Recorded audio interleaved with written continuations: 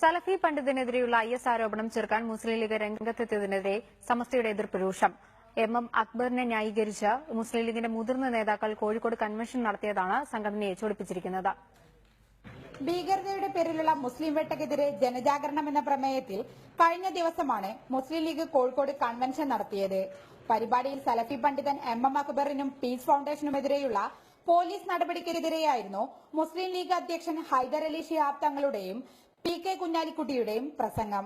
അപ്പൊ തൽക്കാലം ഒരു ആശ്വാസം ഉണ്ടായിരുന്നു. പിന്നെയും തുടങ്ങി ചില പോലീസ് ഓഫീസർമാർ സ്ഥാപനങ്ങളിൽ കയറുക, മര്യാദക്ക് പ്രവർത്തിക്കുന്നവർക്ക് അവിടെ ചെന്ന് പരിശോധിക്കുക, സിലബസ് പരിശോധിക്കുക, ബാക്കിയുള്ളത് പരിശോധിക്കുക. അതിന് തീവ്രവാദം ഇല്ലാത്ത തീവ്രവാദം ഉണ്ടാക്കാൻ നോക്കുക. അങ്ങനെ ആവുന്നു. ലീഗ് നേതാക്കളുടെ നടപടി പരസ്യമായ ഏറ്റുമുട്ടലിലേക്കാണ് സമസ്തയെ കൊണ്ടെത്തിച്ചത്. PDP നേതാവ് അബ്ദുൽ നാസർ മദനിക്ക് വേണ്ടി ചെറുവിരലനക്കാത്തവർ സലഫി പണ്ഡിതിനു വേണ്ടി അസാധാരണമായി ഇടപെടുന്നത് സലഫി സ്വാധീനത്തിന് വഴിപ്പെട്ടതുകൊണ്ടാണെന്നാണ് ആരോപണം. UDF സർക്കാരിന്റെ കാലത്ത് യത്തീംഖാനകൾക്കെതിരെ നേരെ നടപടിയുണ്ടായപ്പോൾ പോലും മൌനം പാലിച്ചവരാണ് മുസ്ലിം ലീഗ് നേതാക്കളെന്നും വിമർശനമുയർന്നു. കൺവെൻഷൻ നടന്ന ദിവസം സമസ്ത നേതാവ് ആലിക്കുട്ടി മുസ്ലിയാരുടേതായി ചന്ദ്രികയിൽ വന്ന ലേഖനവും വിവാദമായി.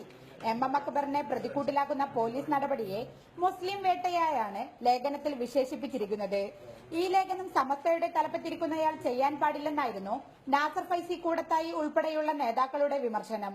അതേസമയം ചന്ദ്രിക അനുവാദമില്ലാതെ പ്രസിദ്ധീകരിച്ചതാണ് ലേഖനമെന്ന് ആലിക്കുട്ടി മുസ്ലിയാരും അവകാശപ്പെട്ടു.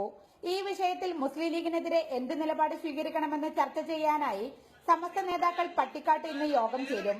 TK Sabeena, reporter, Kozhikode.